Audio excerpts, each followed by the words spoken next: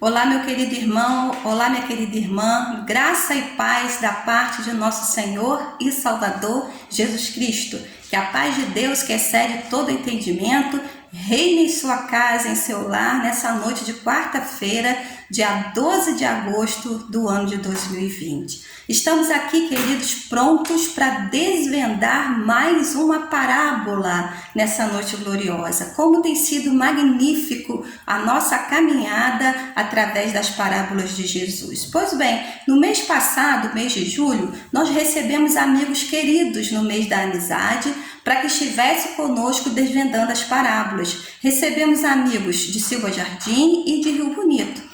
A experiência foi tão boa, tão satisfatória, nós crescemos tanto que nós quisemos prorrogar essa campanha para o mês de agosto, pensando no agosto de Deus. Qual é a vontade de Deus para nossas vidas? E a proposta para esse mês de agosto, então, é recebermos pastores queridos, pastores amigos do município de Itanguá. Já, queridos, que nós estamos vivendo um tempo diferente, atípico do que todos nós estávamos pensando, que é o período da pandemia, nós, os pastores de Itanguá, estamos assim, orando pelos outros, buscando pelos outros, porque nós estamos na mesma, querendo a sabedoria de Deus. Para isso, precisamos da intercessão do Senhor, para que as nossas ovelhas sejam abençoadas. Cada pastor que virá estar conosco, ele está representando a sua igreja, e uma igreja orando pela outra, essa é a proposta, para que nós possamos sair dessa mais fortes na palavra de Deus. Demos abertura na quarta-feira passada com o nosso querido pastor Paulo, pastor dessa igreja. Ele muito nos abençoou, desvendando, comentando uma parábola, e houve sim um crescimento, uma alegria enorme para a igreja estarmos ouvindo o pastor Paulo Dutra.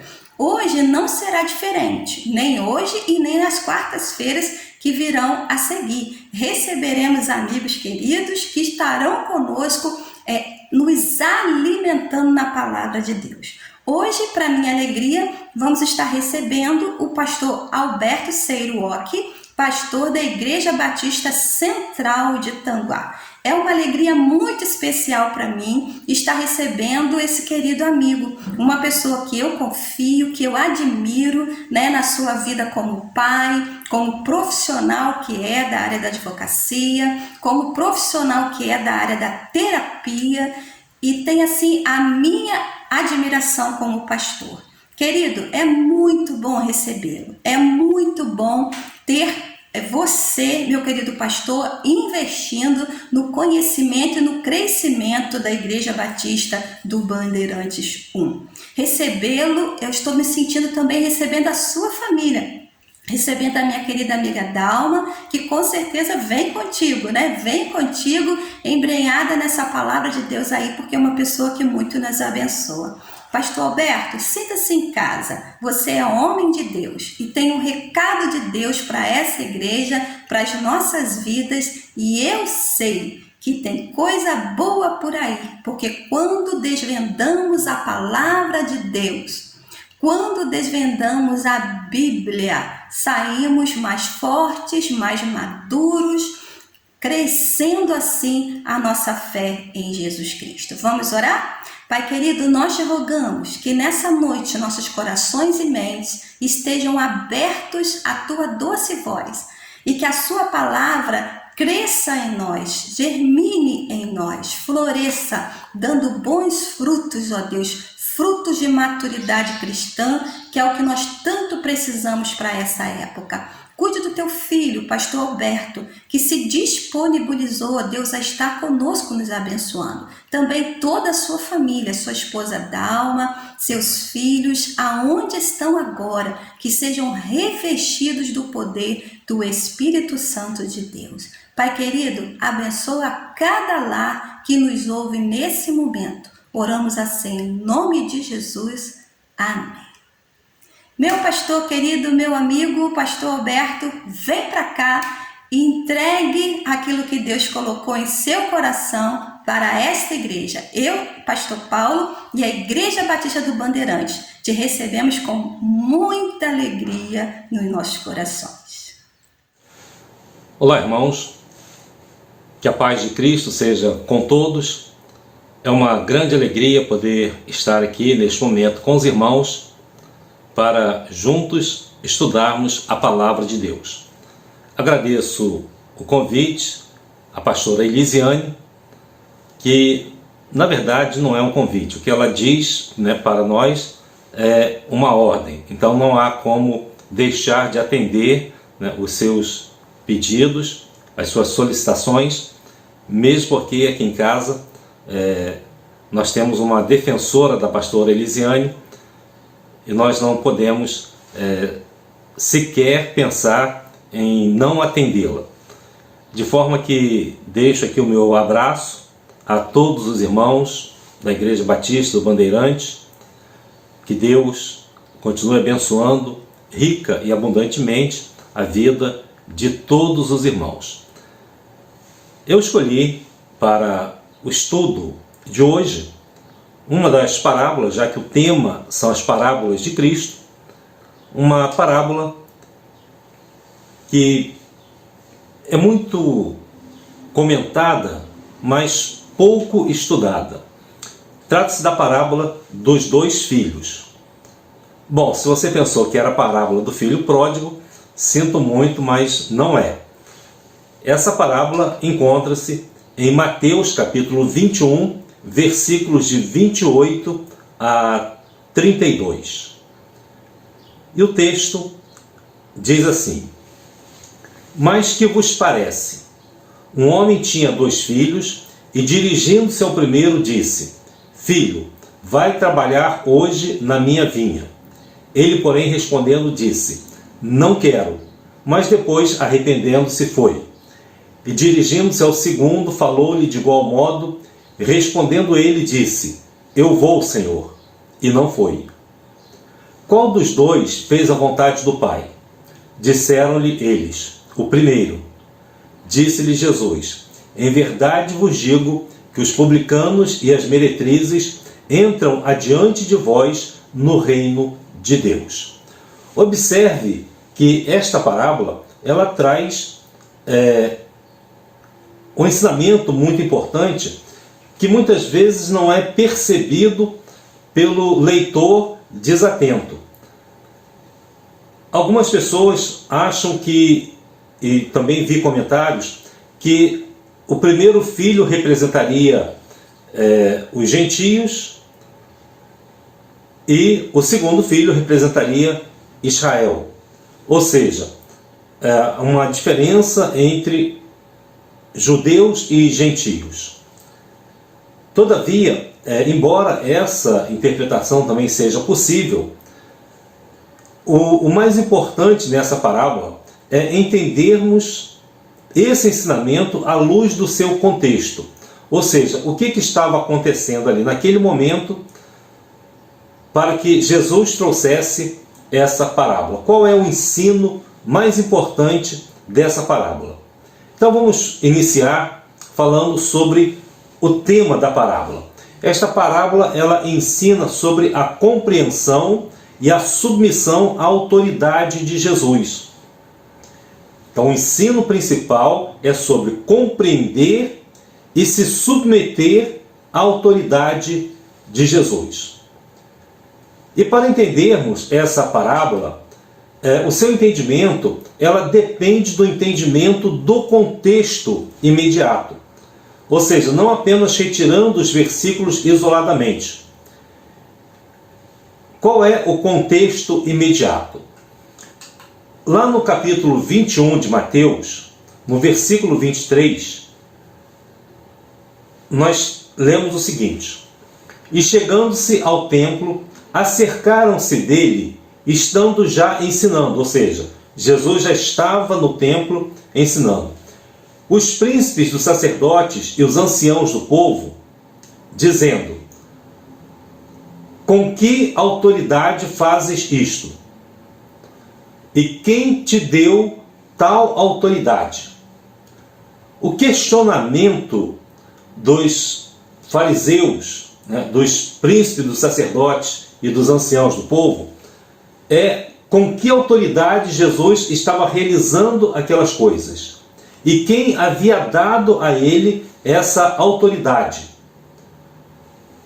A pergunta é, do que eles estão falando? Por que eles estão questionando a autoridade de Jesus? Então vamos retornar ainda um pouco mais para entendermos o contexto e vermos o que Jesus havia feito, o que Jesus fez. Jesus, ele estava naquela semana da Páscoa. Ele tinha vindo de Betânia para Jerusalém na semana da Páscoa. Todo o capítulo 21 de Mateus fala sobre isso.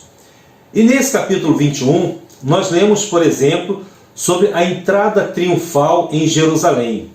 Como Jesus entra em Jerusalém e o povo cantando Hosana. Jesus chega ao templo e expulsa os cambistas do templo. Jesus realiza muitas curas e as crianças também cantando louvores, dizendo: bendito o que vem em nome do Senhor.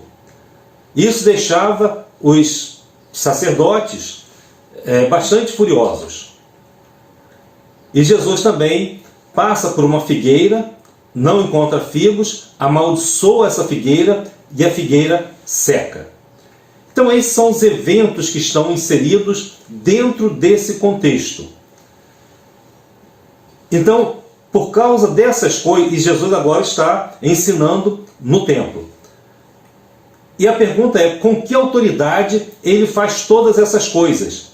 Desde a entrada triunfal, a expulsão dos cambistas, as curas, os louvores das crianças e a figueira que secou.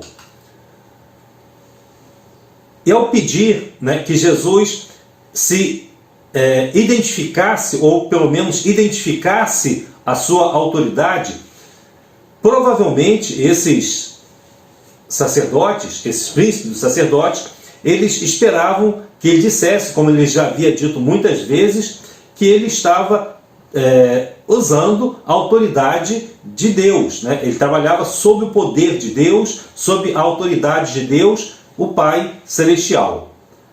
Se Jesus dissesse isso, isso daria também oportunidade para acusá-lo de blasfêmia e também condená-lo à morte, como eles já haviam tentado fazer outras vezes sem sucesso. A questão é, qual é a autoridade, né, que Jesus está utilizando para fazer essas coisas? E nesse contexto, Jesus responde com uma outra pergunta. Lá no versículo 24, diz assim: e Jesus respondendo disse-lhes: eu também vos perguntarei uma coisa. Se mais disserdes, também eu vos direi com que autoridade faço isto. Ou seja, Jesus colocou para eles que ele responderia a pergunta deles se eles respondessem a pergunta que ele iria fazer. Ou seja, era uma técnica, né, que era utilizada, onde você responde uma pergunta com outra pergunta. Jesus então vai retornar ao início do seu ministério, quando João Batista estava batizando no Rio Jordão. Lá em Mateus, capítulo 3, narra sobre esse fato. E Jesus então pergunta àqueles homens: o batismo de João, de onde era? Do céu ou dos homens? E pensavam entre si, dizendo: se dissermos do céu, ele nos dirá: então por que não creste? E se dissermos dos homens, tememos o povo, porque todos consideram João como profeta. E respondendo a Jesus, disseram: não sabemos. Ele disse-lhes: nem eu vos digo com que autoridade faço isso. Ou seja, será que Jesus realmente deixou de responder a eles? É claro que não.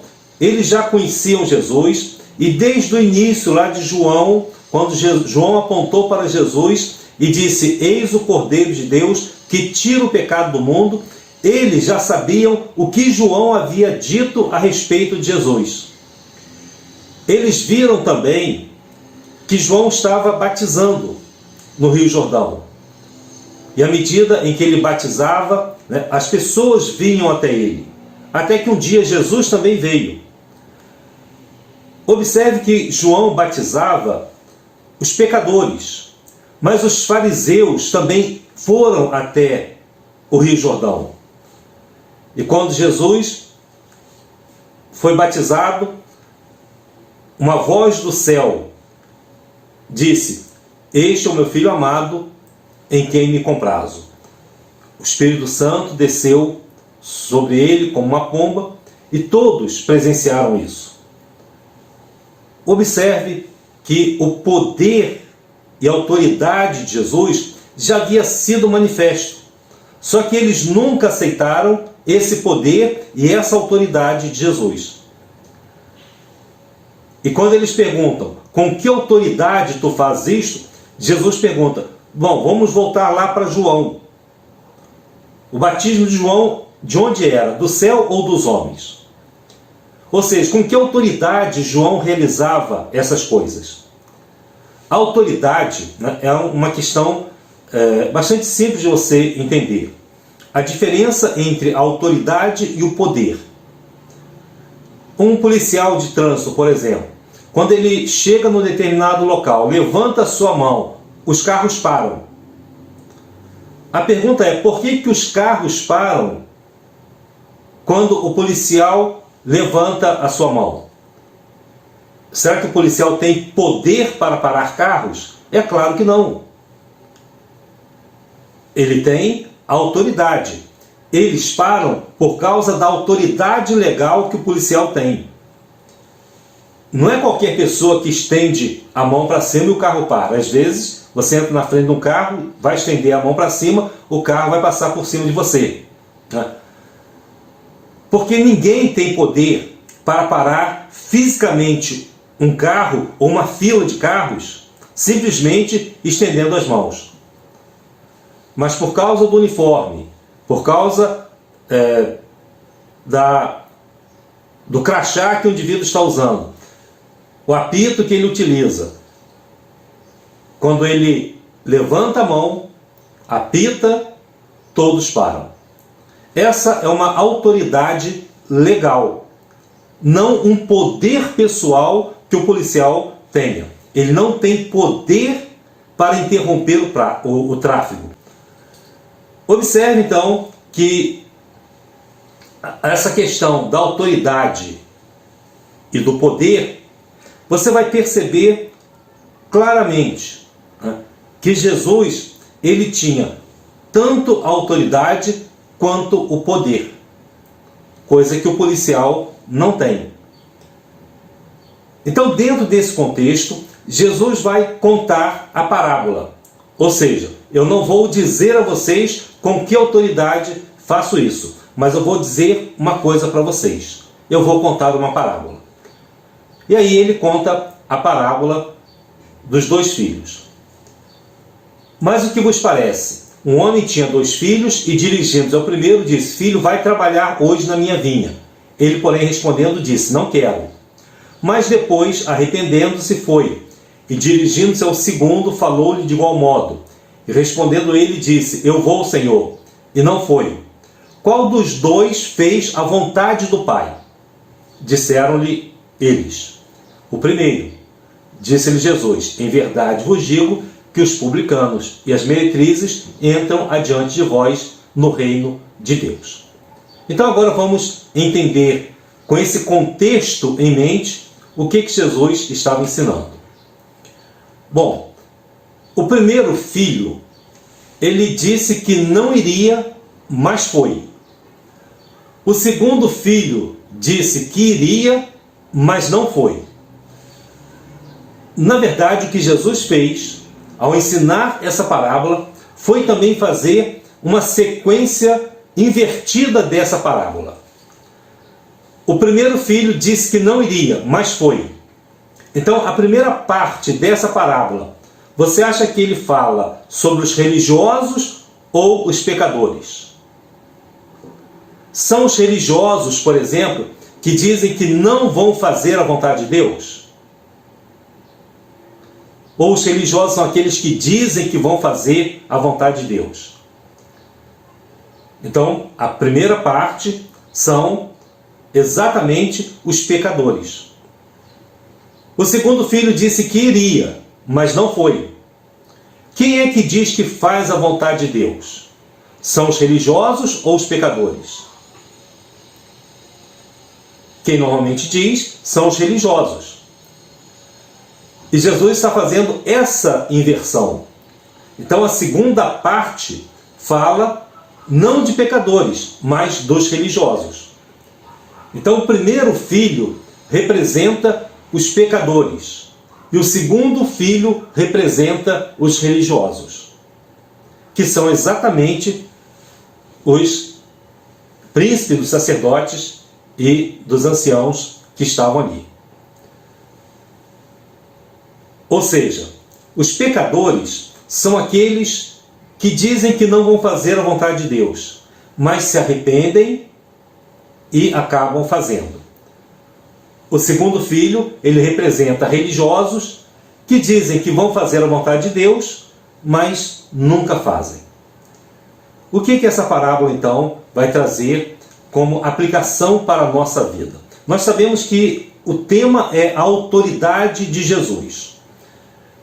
Bom, o mais importante é fazer o que é certo do que dizer o que é certo. É importante, né, você dizer o que é certo, mas entre o dizer e o fazer, é claro que o fazer é mais importante. O ideal, né, é dizer e fazer, isso não resta dúvida. Mas quando você diz alguma coisa e faz outra totalmente diferente, esse fazer, né, ele tem uma relevância maior. Então, entre dizer o que é certo e fazer o que é certo, o mais importante é fazer o que é certo. Porque entre dizer e fazer, o mais importante é o fazer. Tanto que Jesus diz no versículos 28 e 29, e dirigindo-se ao primeiro disse: Filho, vai trabalhar hoje na minha vinha. Ele, porém, respondendo, disse: Não quero. Ou seja, ele disse que não queria, mas depois, arrependendo-se, foi. Ou seja, ele não disse o que é certo, mas ele fez o que era certo. E o segundo filho, e dirigindo-se ao segundo, falou-lhe de igual modo. E respondendo ele, disse: Eu vou, Senhor, e não foi. Ou seja, ele falou o que é certo, mas fez o que era errado. A pessoa que se rebela no início, mas obedece depois, ela é considerada mais fiel do que a pessoa que obedece no início, mas se rebela depois. Tanto que Jesus faz a seguinte pergunta: qual dos dois fez a vontade do Pai? Eles responderam: o primeiro. Ou seja, todos concordam que, embora o primeiro tenha se rebelado no início, mas obedeceu no final, esse foi o que fez. E o outro que disse que iria fazer e não fez, esse se rebelou depois. Ou seja, o mais fiel é aquele que obedeceu, é aquele que fez a vontade do Pai. Uma outra lição é que uma pessoa, ela é lembrada mais pelo que ela faz do que pelo que ela diz. Isso acontece muito em famílias, por exemplo. Quando um marido vive anos com a esposa e de repente há um adultério. Existe um rompimento, uma quebra desse elo. Aquilo que a pessoa fez, né, marca muito mais do que aquilo que a pessoa diz. Muitas pessoas, muitas amizades também são quebradas, né, por causa dessa lembrança daquilo que a pessoa fez para com a outra. É claro que aquilo que a pessoa diz também marca bastante, mas entre as duas coisas, aquilo que a pessoa faz marca muito mais do que aquilo que a pessoa diz. E quando os fariseus deram aquela resposta, eles realizaram o seu próprio julgamento. E Jesus então disse-lhes: em verdade vos digo que os publicanos e as meretrizes entram adiante de vós no reino de Deus. Por que isso? Por que Jesus colocou os publicanos e pecadores, os publicanos e as meretrizes, à frente dos fariseus, à frente dos líderes religiosos, dos príncipes dos sacerdotes? Porque agora Jesus vai voltar e vai lembrar a eles. Porque João veio a vós no caminho da justiça, e não crestes. Mas os publicanos e as meretrizes o creram. Vós, porém, vendo isto, nem depois vos arrependestes para o crer. Ou seja, Jesus agora volta ao início do seu ministério. João estava sob a autoridade de Deus, realizando e pregando a respeito do arrependimento. Vocês viram os publicanos e as meretrizes indo até João, sendo batizados, mudando de vida. Vocês viram a transformação que ocorreram. Eles creram nas palavras de João, aceitaram o batismo de João, ficaram aguardando o Messias prometido, e quando ele foi apresentado por João, todos eles passaram também a seguir Jesus. Vós, porém, mesmo vendo todas essas coisas, vocês não se arrependeram, vocês não creram, vocês não aceitaram. Mesmo vendo a transformação dessas pessoas, mesmo assim vocês não creram.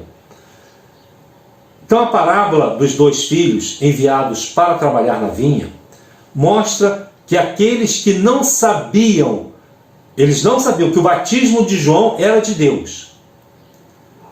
Ou seja, quem é que não sabia que o batismo de João era de Deus?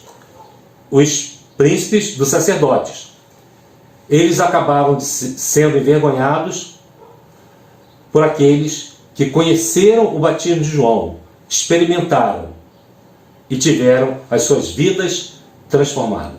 Eles se submeteram àquele batismo. Foi por isso que, mesmo vendo todas essas coisas, esses fariseus, esses príncipes dos sacerdotes, esses príncipes dos anciãos, vendo todas essas coisas, não se arrependeram.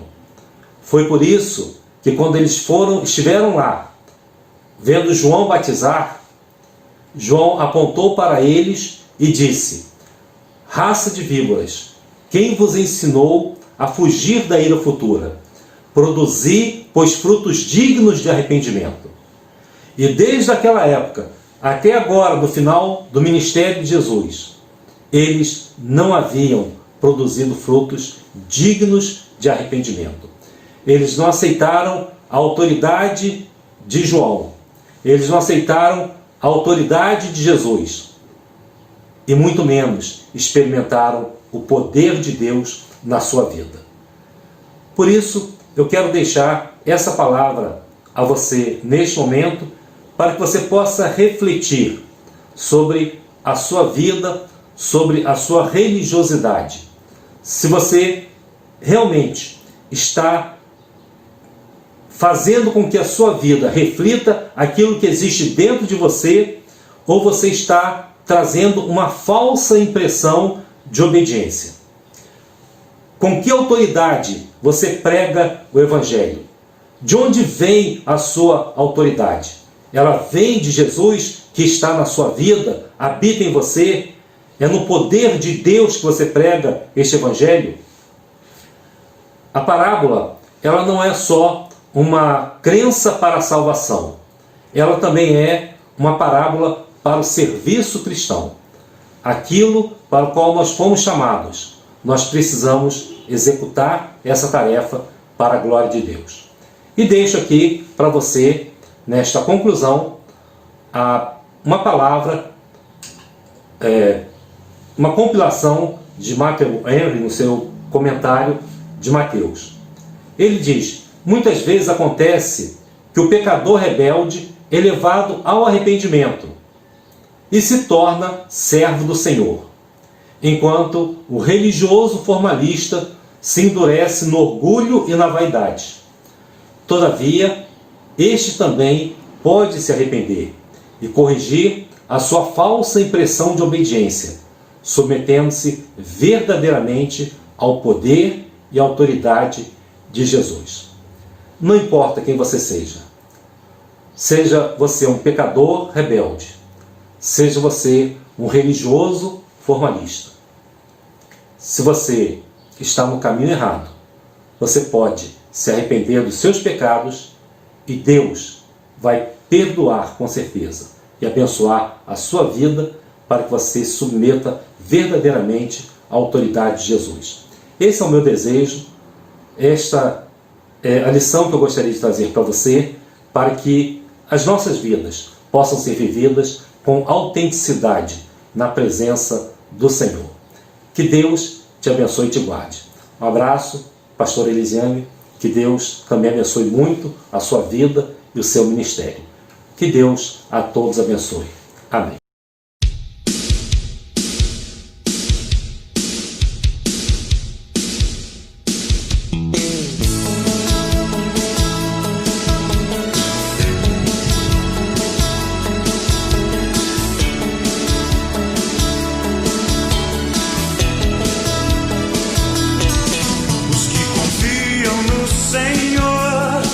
São como os montes de Sião, que não se abalam, mas permanecem para sempre.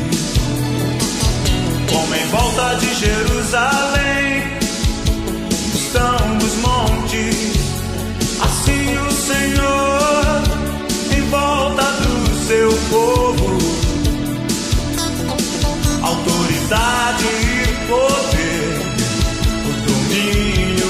suas mãos, pois o Senhor é Deus, Senhor é Rei dos povos.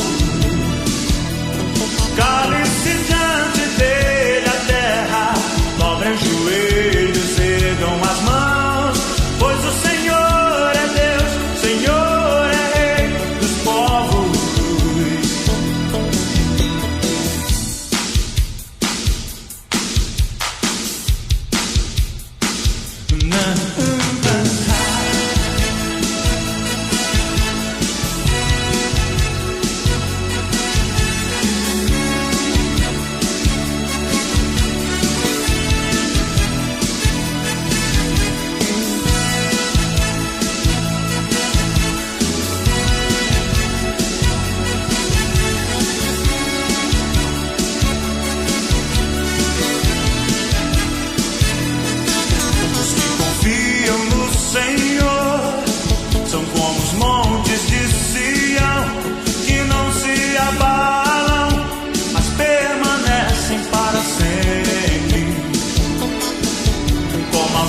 De Jerusalém estão os montes, assim o Senhor em volta do seu povo.